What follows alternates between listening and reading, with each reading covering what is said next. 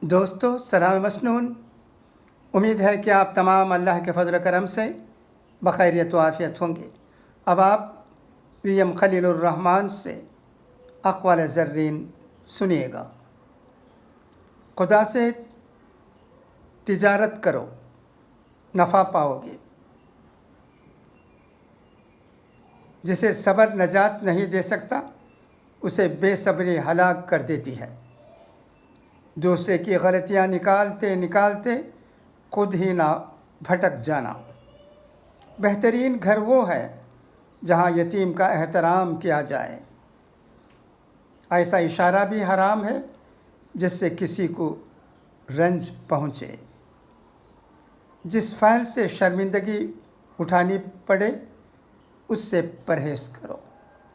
دعا ہے کہ اللہ ہمیں اچھے باتوں پر عمل کرنے کی توفیق دے۔ خدا حافظ، فی امان اللہ۔